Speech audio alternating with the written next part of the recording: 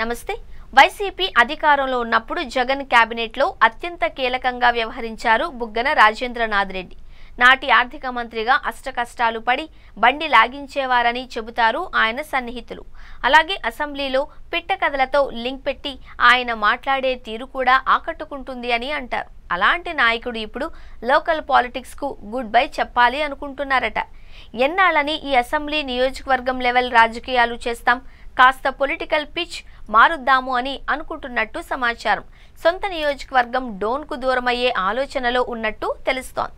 ఇప్పటికే అక్కడ మాజీ మంత్రి కుమారుడు బుగ్గన అర్జున్ రెడ్డి యాక్టివ్గా ఉన్నారు. తండ్రి లోకల్గా ఆసక్తి చూపకపోవడం, కొడుకు యాక్టివ్ అవడంతో డోన్లో ఇప్పుడు కొత్త చర్చ మొదలైంది.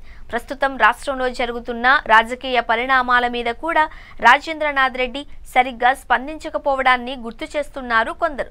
ఇక మీదట డోన్ నుండి పోటీ చేసే ఆలోచన బుగ్గనకు లేదు అని చెబుతున్నారు ఆయన సన్నిహితులు.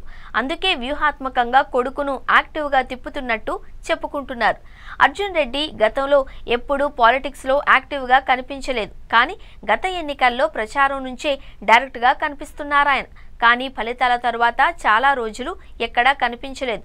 కొద్ది నెలల నుండి యాక్టివ్ అయ్యారాయన. ఓవైపు తండ్రి తప్పుకుంటానని చెప్పడం, కొడుకు యాక్టివ్ అవ్వడంతో ఇక డోన్ వైసీపీ లీడర్ బుగ్గన అర్జున్ రెడ్డేనని మాట్లాడుకుంటున్నారు నియోజకవర్గంలో. ఇక అదే సమయంలో రాజేంద్రనాథ్ రెడ్డి ఏం చేస్తారయ్యా అంటే ఆయనేం పడక కుర్చీ మరచెంబుకు పరిమితం అవ్వాలి అనుకోవడం లేదు. ఫ్యూచర్ ప్లానింగ్ పెద్దగానే ఉంది అని అంటున్నారు సన్నిహితులు. వచ్చే ఎన్నికల నాటికి డోన్లో కొడుకును పూర్తి స్థాయి లీడర్గా నిలబెట్టి తాను పార్లమెంటుకు వెళ్లాలి అనుకుంటున్నారట. ఇన్నేళ్లు వైసీపీ తరపున ఢిల్లీలో కీలక వ్యవహారాలు నడిపిన విజయసాయిరెడ్డి ఇప్పుడు సైడ్ అయిపోయారు. ఆ వెలితి ఉందన్న చర్చ మొదలైందట పార్టీలో. అందుకే ఆ గ్యాప్ ఏదో మనమే ఫిల్ చేస్తే పోలా అన్నది బుగ్గన రాజేంద్రనాథ్ రెడ్డి ఆలోచనగా తెలుస్తోంది. పార్టీ అధ్యక్షుడు జగన్ కు అత్యంత నమ్మకస్తుల్లో ఒకరు బుగ్గన. అందుకే అటు నుంచి కూడా పెద్దగా అభ్యంతరాలు ఉండవు అని అనుకుంటున్నట్టు సమాచారం. గతంలో రాష్ట్ర ఆర్థిక మంత్రిగా ఉన్నప్పుడు తరచూ ఢిల్లీ వెళ్లి రావడం, కేంద్ర పెద్దలతో సంప్రదింపుల కారణంగా అక్కడ మంచి సంబంధాలు ఏర్పడ్డాయట ఆయనకు. ప్రత్యేకించి కేంద్ర ఆర్థిక మంత్రి నిర్మలా సీతారామన్తో అనుబంధాన్ని గుర్తు చేసుకుంటారాయన.